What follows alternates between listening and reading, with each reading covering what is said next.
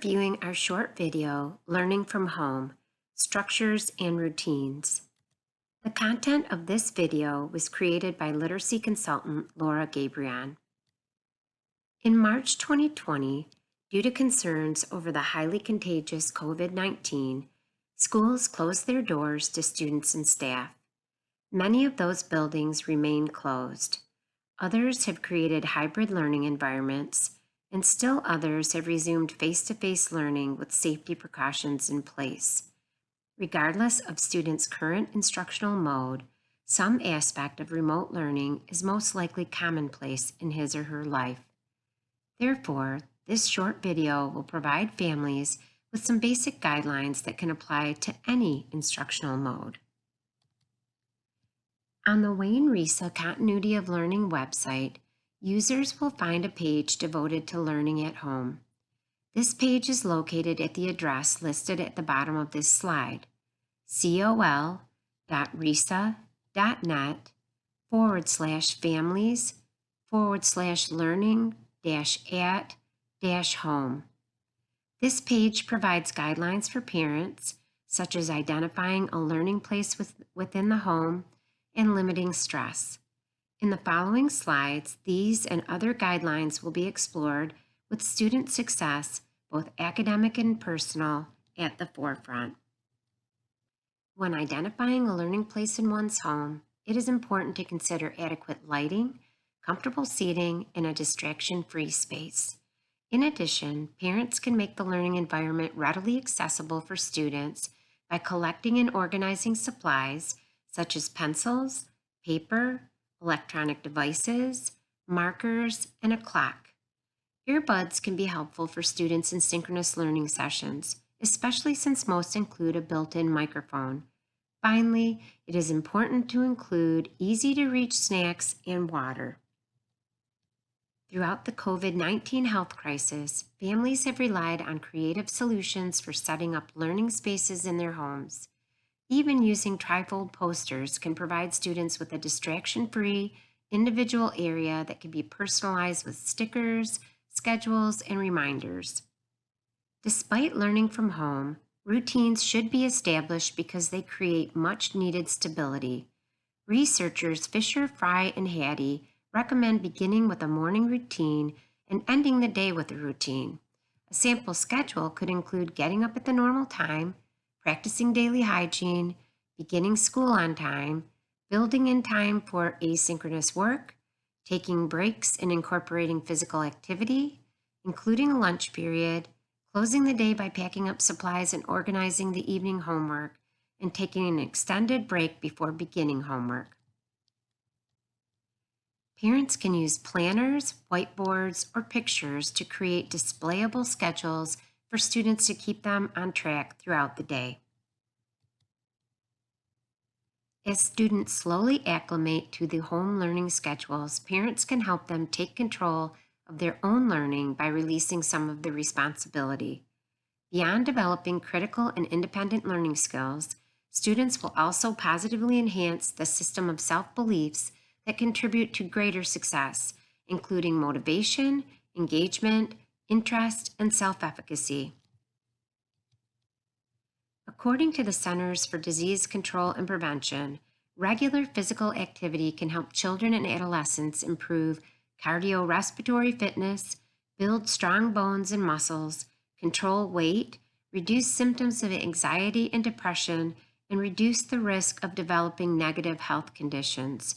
Some common forms of exercise are running, walking, riding bikes, climbing trees, doing yoga, and playing basketball. Most of these can be done at a student's home or in his or her neighborhood. There are other less traditional forms of exercise as well. Some of these are playing tag or hopscotch. Students can skip or jump rope, and they can even learn to juggle. By getting up and moving around several times a day, students improve their health and can reduce stress. Trevor McKenzie and Sylvia Duckworth from Teach Thought collaborated to create this unique infographic listing the many values of encouraging inquiry in students. Among these, parents can see that inquiry or asking good questions can increase motivation and engagement, foster curiosity and a love for learning, empower student voice and choice, and deepen understanding. How might parents nurture students' inquiry? Parents can encourage students to ask questions about and research things they are interested in, and they can engage their students in conversations or provide them with a place to keep their findings, such as a journal. This helps students to learn far beyond the walls of their classroom. Anxiety can disrupt students' motivation, stifle their engagement, and impede self-efficacy. To limit stress, parents should maintain a calm demeanor and encourage students to share their feelings.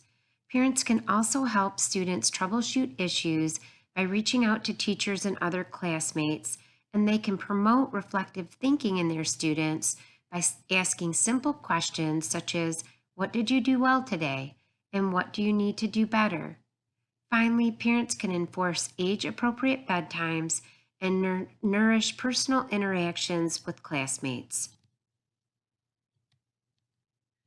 Fresno, California educator Claudia Reedbright explains that these four focus areas have the ability to steer our self-care efforts in a positive direction. Daily, we need to take time for our physical health, our emotional health, and our mental or cognitive health. We can exercise, spend time talking with loved ones, further develop our skills by reading, listening, watching, or trying something that can be applied to our learning. And perhaps most important, we need to take the time to express our gratitude to those who are helping us along the way. According to the American Federation of Teachers, effective communication is essential for building school-family partnerships. In addition, keeping the lines of communication open increases opportunities for student success.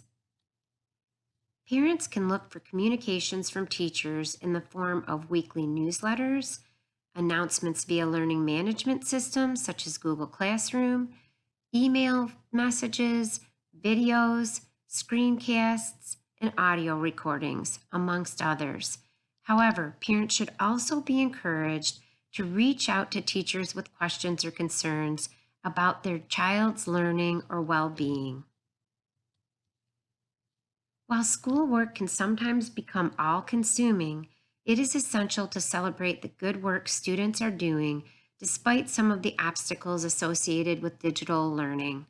Scheduling a family fun night to play games or watch a movie, leaving post-it notes, or scheduling a special call with grandma or grandpa to share good news gives students something to look forward to. In addition, families can make special dinners together, hike outdoors, or create a wow wall or celebration tunnel. Such celebrations encourage students to keep up the good work. While learning from home is not easy for students or parents, these tips and techniques might alleviate some of the anxiety associated with remote learning.